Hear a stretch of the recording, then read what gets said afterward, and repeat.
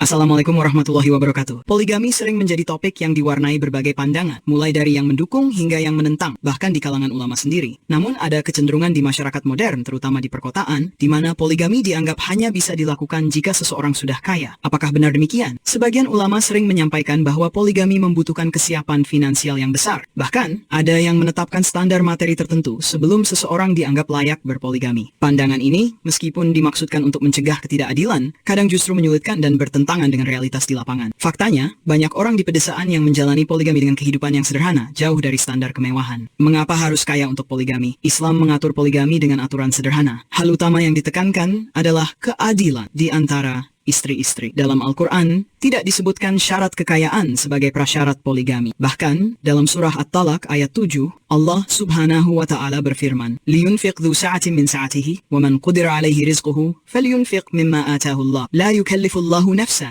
إِلَّا مَا آتَاهَا. Hendaklah orang yang memiliki keluasan rezeki memberikan nafkah menurut kemampuannya, dan orang yang terbatas rezekinya hendaklah memberi nafkah dari apa yang diberikan Allah kepadanya. Allah tidak membebani seseorang, melainkan sesuai dengan apa yang diberikan Allah kepadanya. Ayat ini menunjukkan bahwa kemampuan finansial untuk poligami tidak diukur dengan kekayaan, melainkan dengan kemampuan memenuhi kebutuhan dasar istri. Sedangkan rezeki itu dijamin oleh Allah subhanahu wa ta'ala. Tidak diragukan lagi, rezeki adalah ketentuan Allah subhanahu wa ta'ala, dan setiap makhluk pasti telah dijamin rezekinya olehnya. Allah subhanahu wa ta'ala berfirman, وَمَا مِنْ دَابَّةٍ فِي الْأَرْضِ إِلَّا عَلَى اللَّهِ رِزْقُهَا. Dan tidak ada suatu makhluk melata pun di bumi, melainkan semuanya dijamin rezekinya oleh Allah. Namun, Islam juga menekankan bahwa manusia harus berusaha dan mengambil asbab untuk meraih rezekinya. Dalam hadis Nabi Shallallahu Alaihi Wasallam disebutkan, "Lau annakum tawakkaluna 'ala Allah haqqa tawakkulihi larazaqakum kama yarzuqut tayr taghdu khimasan wa turuhu bitana." Seandainya kalian bertawakal kepada Allah dengan sebenar-benar tawakal, niscaya Allah akan memberi kalian rezeki sebagaimana Dia memberi rezeki kepada burung. Ia pergi pagi-pagi dalam keadaan lapar dan pulang sore dalam keadaan kenyang. Hadits Tirmidzi nomor 2344,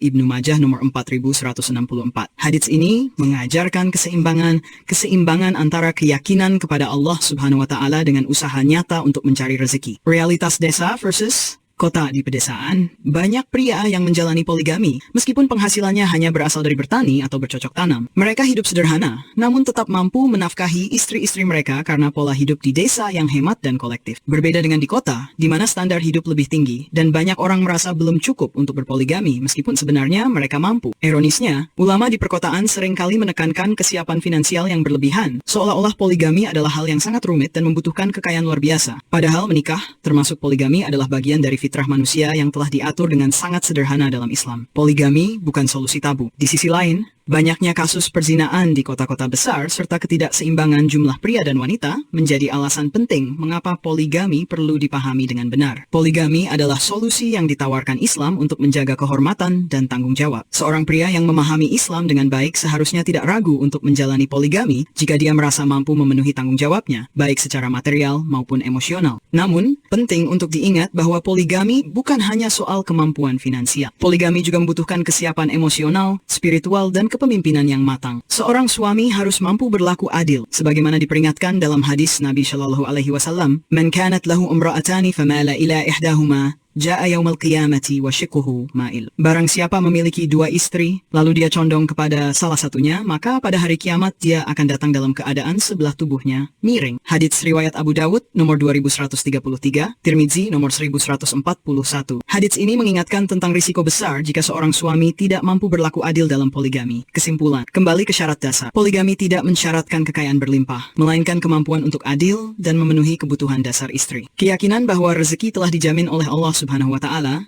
selama disertai dengan usaha dan tawakal, seharusnya menjadi pegangan utama. Poligami bukanlah hal yang rumit jika dipahami dalam konteks yang benar sesuai syariat. Apalagi jika seseorang memang memiliki kelapangan rezeki, tentu akan lebih mudah baginya untuk menjalankan poligami, karena memiliki keluasaan lebih dalam menunaikan tanggung jawab. Bagi para ulama, penting untuk memberikan pemahaman yang jernih kepada masyarakat tanpa menambah kerumitan yang tidak diperlukan. Karena sejatinya, Islam adalah agama yang mempermudah, bukan mempersulit. Demikian saja dari saya. Semoga apa yang disampaikan dapat membawa manfaat dan menjadi bahan renungan untuk kita semua. Saya mohon maaf atas segala kekurangan atau kekhilafan dalam penyampaian. Wassalamualaikum warahmatullahi wabarakatuh.